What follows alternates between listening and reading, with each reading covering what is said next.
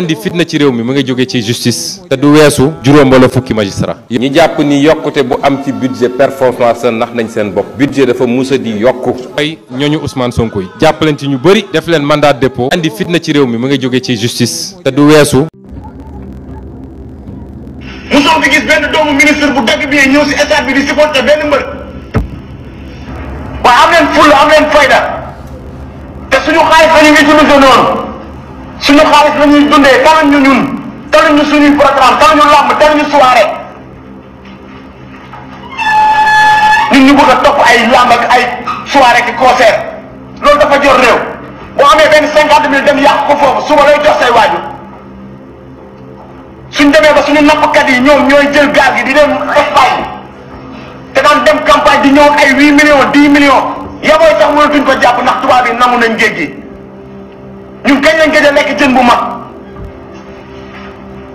jën bu normal ñun kañ lañ ko gëj a lekk ku ne boo wax la yàlla xam ne yow mi ne Sénégal gën ngaa lekk jën bu normal loolu yëpp pour lan ñu fàtte que ni am na ay nit yu tëj ci kaso bi ñu fàtte que ni am na ñu dee te ñun lañ doon xeexal nañ dem topp concert yi dem topp mosoo fi gis doomu ministre bu dem soirée Ibro Naajo wala soirée kenn ne fay tous tasar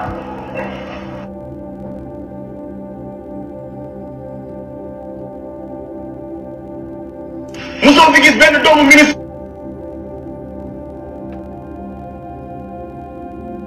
banlieue bi dañ leen a saaga dañ leen a insulté li ñu ko laay mu ne état bi su dee banlieue bi dafa dem ba incontrôlable na jël ay moyens mu def ko si làmb ji pour wan leen ne ñoom comme ay dof lañ boo leen defalee ay tëgg fecc concert ñu tourné ci loolu fàtte actualité bi li ñu ko laay loolu du cëram mais dinañ ko wan ne ñun banlieue bi néew doole rek moo ñu boole foofu mais ñun duñu ay dof boo xoolee ay intellectuel ñoo fa dëkk ay nit njaay ay responsable ay kilifa ñoo dëkk ci banlieue bi taluñu ay tëgg ki fecc Sénégal baax moo ñu gënal ay tëgg ki fecc état bi na jël milliards yi ne ci àdduna ci Sénégal yëpp xëpp ko ci actualité yooyu nga xool xëpp ko ci programme yooyu nga xool ba am jubanti Sénégal duñ ko dem concentré aussi que ay tëgg ka fecc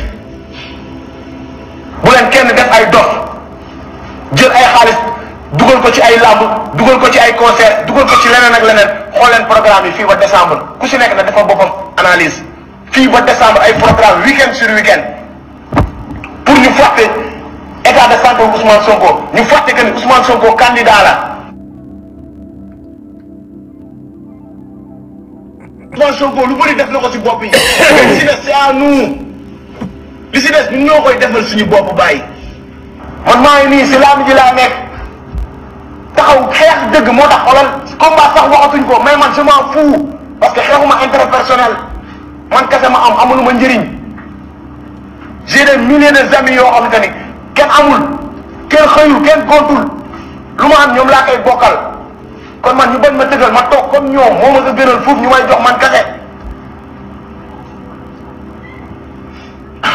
nañ leen delloo si waat xel yi te xam ni projet bii du pour Ousmane Sonko du pour Tabamba du pour keneen ak keneen projet bii c'est pour tout le Sénégal te état bi système bii nii fekk jugu fi ñun ci souffrance la ñuy dee système bii fekk mi ngi fi ci jaay doole tëj ku la neex la ñuy dee da ngay dem ci ay France ak feneen ministre de l'intérieur bi nga xam ne moo nekk en cours su jaarul yoon dañ koy yóbbu projet Sénégal fii suñu ministre de l'intérieur kan moo ko sañ a yóbbu ci yoon injustice yooyu yëpp ñu koy gis ñun ba pare ñu toog croiser les bras comme si dara xewul bu leen projet bi ñoree bu leen Sénégal ñoree bu leen seen avenir ñoree jóg leen bu leen xaar ku leen woo muy sénégalais yi fi nekk ak ñi nekk si diaspora bi ku ci nekk côté domaine bi nga nekk ñi mën a communiquer ñu communiquer ñi mën a nekk ci réseaux sociaux yi ñu nekk ci parce que dañ ci nekkoon bañ tëj internet parce que moment boobu noonu xeex bi tar na mais instant yii nii ñëpp a baissé les bras du yoon Ousmane Sonko mi ngi fële état de santé am dafa doy waar. waaye su ko neexoon def ni yeneen politiciens yi dem lekk tëdd jàpp ñaamuram yor ay milliards mais defar Sénégal moo ko jaral mu dem tëdd fële ñun ñu bëgg a dem tourner dekk ci leneen. merci Tafa kooku ngeen déglu léegi kooku mooy Tafa Mbër kooku mooy Tafa Mbër Tafa Mbër message bii mu lancé bépp doomu sénégalais bu normal am nga ci responsabilité dama bëgg ngeen partager live bi ngeen partager ko massivement doo leen dégg Balla Gaye 2 ci yu mel nii de wala ngeen dégg sama yeneen ponkalu mbër yi doo leen dégg ci débat yu mel nii parce que c'est débat ça c'est un débat de maanaam lii débat wu patriote la lii mooy bëgg sa réew ñële ci yeneen débat yi ñu nekk mooy débat wu self preservation selfish maanaam sama bopp li may wax yëpp ci man dong la dama bëgg ñu dem dégluwaat ba léegi ngeen xam li xew tey Sénégal c'est important vidéo la waaye ñu dégloondoo ko ndax li muy wax am na solo bismillah. Le Sénégal est le seul pays au monde où les universités sont fermées, privant des milliers d'étudiants de leur droit à l'éducation supérieure. Pendant ce temps, l'arène nationale reste ouverte, offrant divertissement et spectacle à la jeunesse sénégalaise. Les étudiants réclament l'ouverture des universités, un droit fondamental pour leur avenir, mais pour des raisons purement politiques, leur demande est ignorée.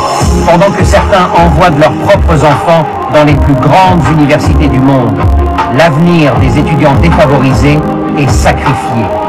Face à l'incertitude et à un avenir précaire, de nombreux jeunes prennent des risques insensés en embarquant sur des pirogues pour l'Europe, cherchant désespérément un avenir meilleur. Les familles sont déchirées, inquiètes pour leurs enfants. Le Sénégal traverse une période difficile et il est grand temps de briser le silence. Les étudiants sénégalais méritent une éducation de qualité. Leur avenir ne peut pas être sacrifié pour des intérêts politiques.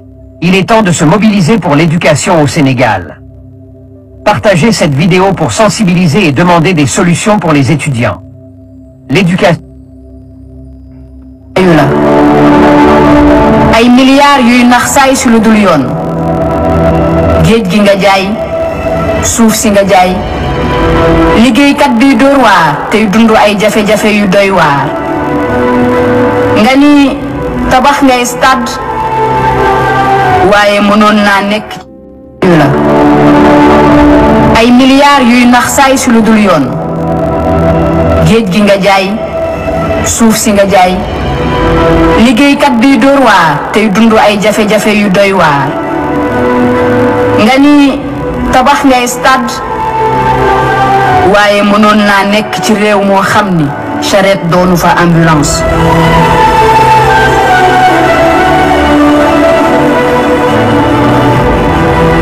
nga ni tabax ngay arène te ba tey am na ñuy jàngee ci ay mbaar oto yu màggat chauffeur si jooy Craig, Craig, I see you right there. àll bu yaatu dëkk bu xat Dakar rek du Sénégal réew mu amul kubéer ku jug dugg dugal sa lu la neex xeetu si ne bari yuy dugg xale yi ñu naan la xanaa doo xool li waykat bi naan waxi dof jeunesse bu inconsciente te parano ñenn si ndaw ñi di jox bopp ñu jarul topp réew mu sàcc ak dealer ëpp baat kilifa diine ak kilifa aada fii alal ak daraja moo fi ëpp baat ñi am baat kilifa yi araftu bu mujjee noppi ndax tan xam lu gu metti baykat bi gisatul pepp ndax tool si nga jaay nasaraan si dundi gi yokku xiif ak mar di nu mujjee lekk ba amatuñu laf ñun suñu pétrole ak gaz bi taxul réew mi rekk su ma déggee ay ci rot sama fit bi dem ndax géej gi lënkaloog bël bi di faat njabootu mool si lu kenn mënta xayma ma dégg ni buur tuur na si alal ju bari te ba tey taxul mu jur saafara di liggéey si ñàkk kaaraange te mënuñu see am teraanga géej gi ngeen jaay fii naar jàpp la fee gën a yomb nga jàpp fi jën ba tax may laaj kañ la mool di naru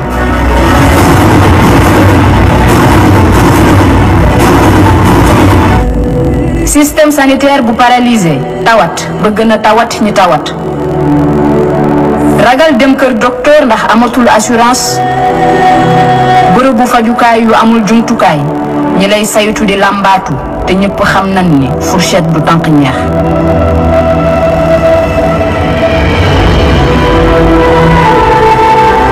ñàng ak ñàngale suuxe réew mu ndaw amatul yaakaar ba tax ñëpp di jël gaal gi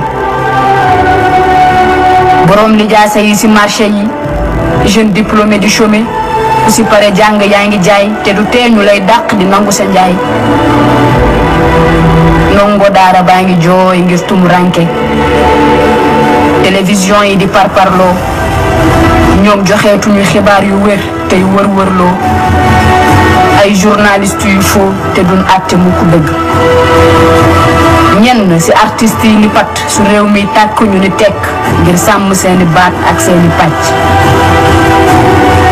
su lépp ne tekk ñu génn ngir bëgg bokk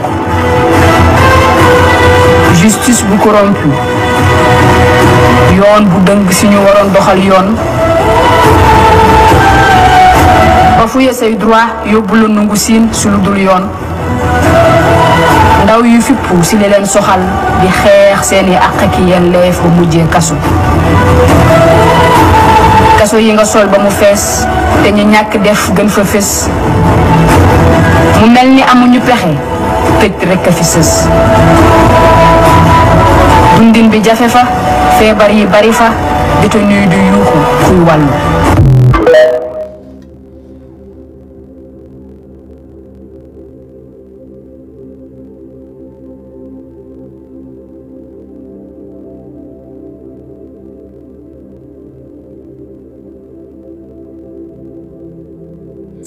gars yi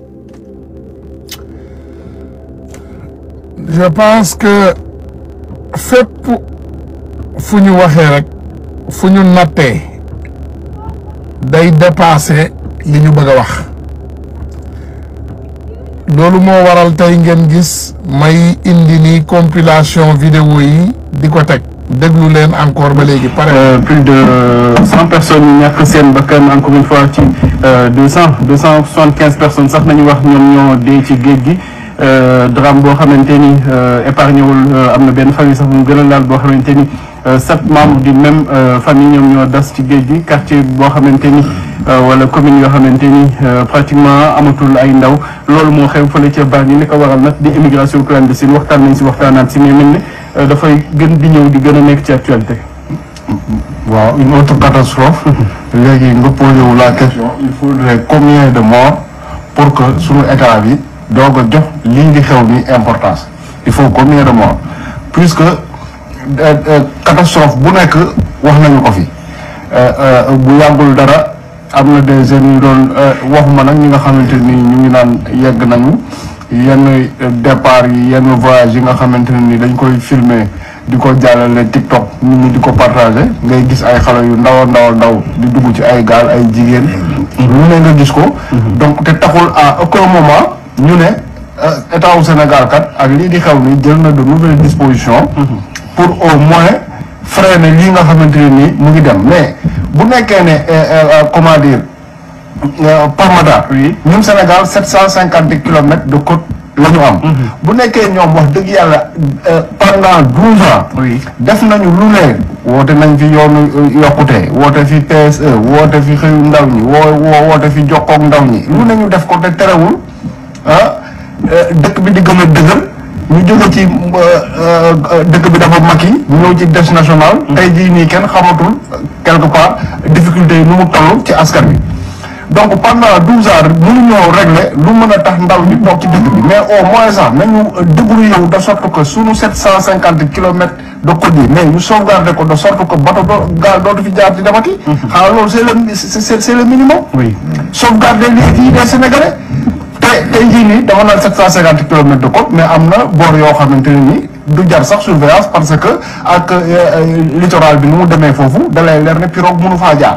mais zone yi nga xamante ne ay pirogue mën nañu faa jaar pour dem comment dire ne dañuy dem Espagne la xawma fan. mais si le faut sax day jar bu nekkee état bi bëgg na véritablement mettre fin à cette histoire là day jar ñu jël même l'armée ko ci code yi pour dissuader ñi nga xamante ne nii dañoo bëgg a jël gaal yi te dem.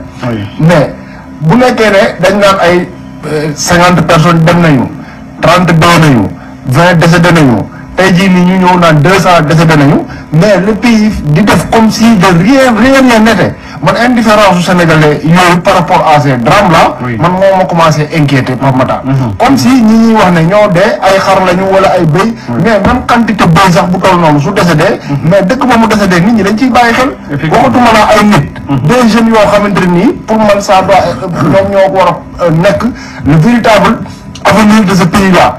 même à partir de maintenant sax waxuma waxu avenir parce que loolu lu ñuy wax di ko naxee ndaw ñi la. donc dans présent la ñu war a constituer une force boo xamante ni war na mën a jàppale Sénégal mu développé. mais ñooñu dem tey jii nii ba gerte Sénégal di continuer par des dizaines des centaines di génn Sénégal par n'importe quel moyen. ñu lay wax naan chaque jour ñu ne la ñaata nit dee nañ te dégguloo à aucun moment état bi mu ne la jël na ay mesures ay matuwaayam pour loolu dakk man daal vraiment c'est voilà.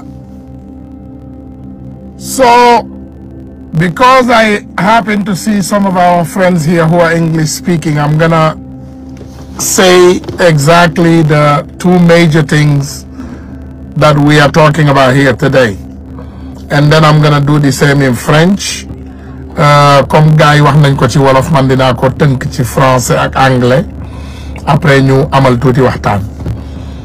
So today what you see here is 275 people have just died again in the Senegalese waters, and at no time you will ever hear the Senegalese government talking about that to the world, because it's the biggest failure our government has ever done.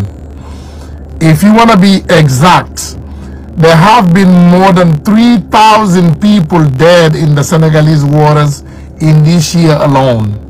More than 3,000 people died. That's more than September 11, the attack on Israel, and all the deaths combined. More than 3,000 people, Senegalese youth, I'm talking about young. These are not elderly. These are not women, elderly women. These are young children. Because in Senegal, our biggest resources are the young. So more than 3,000 young people have died in Senegalese waters this year alone. Now don't count the 50,000 that has tried to take the desert. And in the desert, we have lost more than 10,000 between Senegal and Libya and all those Arabic countries. Not counting the Nicaraguan road, which today the Senegalese government, and why am I saying this? Is the world must know this. This is something the world must know. That the migration problem that's causing you all the nightmare here today in the US is organized by corrupt governments. Is organized by corrupt governments, like the government of Senegal. Macky Sall today has opened the waters, has opened the airports, because he's afraid of how much young people he has in his country that does not have a job, because his government failed to take care of the population. So Macky Sall failed to create jobs to take care of his population. What did he do? He opened the waters, tell him to go towards Europe, and he opened the airports. Only in Senegal you can enter. Listen, you see how hard, do you know how hard it is to get to the United States? You know how hard it is? The visa system, the line you have to wait, you know, the time it takes and how much you pay.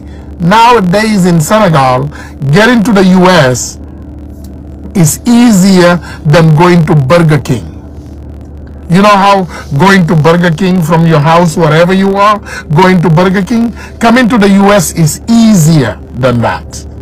Because Macky Sall have opened our airport. You can take a plane from Dakar City to Nicaragua. And then from Nicaragua, you can just walk a couple days and you're in the border, and from the border, you can enter the United States. And why? Because the Senegalese government want the youth to leave the country. They arrested one of the most popular opponents. You know, when you have, this is what happens when you have a corrupt system in place. They will do everything they can to try to stay in power. If that means attacking a country like the US's economy right now. Right now, the US economy is suffering.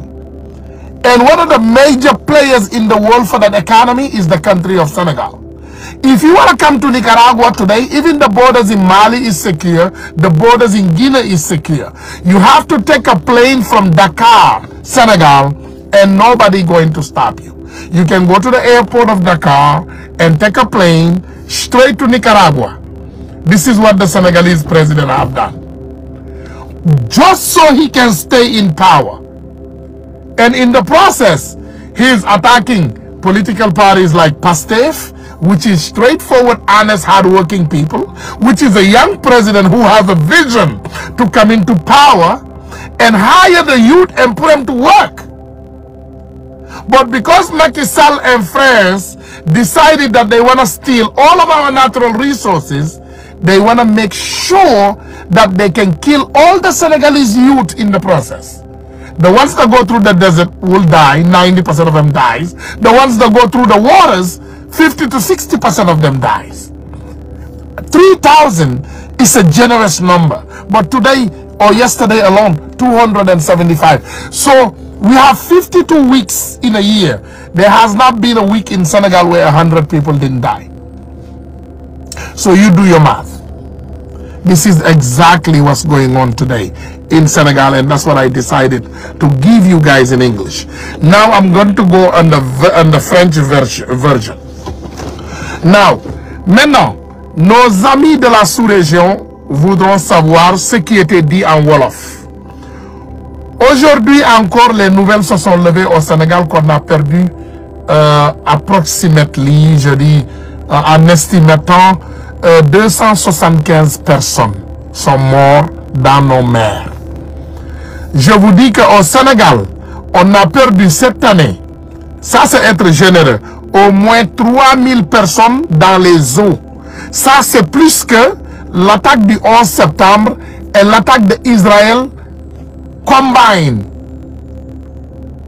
Maintenant, et toutes ces personnes que je dis aujourd'hui au Sénégal, c'est des jeunes. C'est des jeunes, c'est la jeunesse. La jeunesse sénégalaise est en train de mourir et Macky Sall a facilité et ouvrir la Méditerranée pour qu'ils meurent dans l'eau, soit, ou qu'ils prennent le désert et ils meurent dans le désert, ou bien qu'ils n'ont qu'à prendre le chemin de Nicaragua et venir ici aux États-Unis et créer, semer le bordel. C'est ce qui se passe. Et c'est pourquoi on a décidé aujourd'hui de venir, d'amener tous ces vidéos et parler avec le monde pour que le monde sache exactement ce qui se passe dans nos pays. Ce qui se passe au Sénégal, il y a un système corrompu qui ne veut pas quitter le pouvoir, qui veut être ici.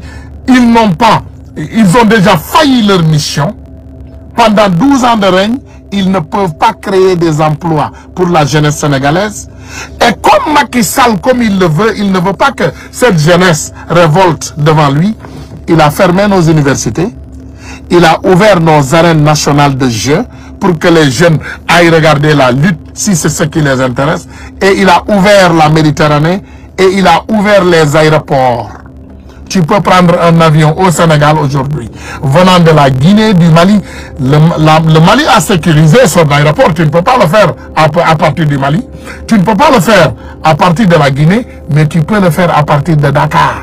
Tu peux prendre un avion à Dakar, descendre à Nicaragua et marcher et venir aux États-Unis d'Amérique. Ça, c'est une catastrophe. C'est un danger. Notre jeunesse, 90% aujourd'hui sont en train de perdre leur vie. C'est pourquoi je dis à la jeunesse sénégalaise encore, focus. On n'a qu'à rester concentré. Focus. C'est pas le moment de jeu. Si quelqu'un t'aime, il ne va pas te fermer l'endroit où tu vas avoir l'éducation. Pendant ce temps, leurs enfants sont à l'étranger pour aller avoir de l'éducation. Les enfants de Macky Sall ne vont pas dans les universités de Dakar. Il faut que les Sénégalais, qu'on se focalise et on se prépare à prendre nos responsabilités pour se débarrasser de ce gouvernement de bandits. Macky Sall fait exactement ce que le pharaon avait fait en Égypte dans les siècles passés. Avait-il réussi? Jamais de la vie. Macky Sall pense-t-il qu'il va réussir? Il ne réussira pas. Inch'Allah Rabbi. Il ne réussira pas. Il est dans un banditisme masqué. Il le fait d'une autre façon. Il a essayé la tuerie, ça n'a pas marché. Il a essayé l'arrestation arbitraire, ça n'a pas marché. Il a essayé la dissolution des partis politiques, cela n'a pas marché. Maintenant, il a ouvert les frontières du Sénégal. En le faisant, maintenant, il nous taxe de terroristes. Je vais vous dire une chose, les Sénégalais, parmi vous qui connaissent. Saviez-vous que Macky Sall est allé prendre des détenus? Des détenus qui étaient accusés de terrorisme à Guantanamo Bay et dire aux Américains de leur donner ces prisonniers, il va venir les emprisonner au Sénégal. Moi, je ne sais pas dans quelle prison ils sont emprisonnés au Sénégal. De tout ce que je sais, peut-être il les a même lâchés dans les rues de Dakar. Pour après demain venir nous dire que le Sénégal, il y a des terroristes. Oui, les terroristes sont rentrés. Il est allé les transporter de Guantanamo Bay du Sénégal. Maintenant, il nous parle des fils dignes du Sénégal qu'on accuse de terrorisme. C'est ce qui se passe dans ce pays. Maintenant, les amis, je vais venir encore dans une discussion, comme je le fais toujours avec vous, sincère et une discussion honnête. Nous pouvons essayer de nous débarrasser de Macky Sall dans nos rêves. Cela ne sera pas le cas. Avec Macky Sall, il faut faire face.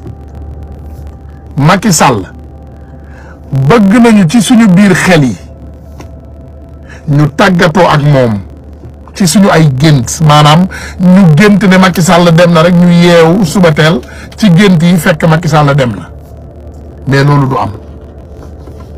Macky Sall xeex moo koy jële Sénégal doomu sénégalais yi ñooy xar seen tànku tubéy am fulla am fayda am jom te bëgg seen réew te bañ ku leen noon ñu jàmmarloo ak moom.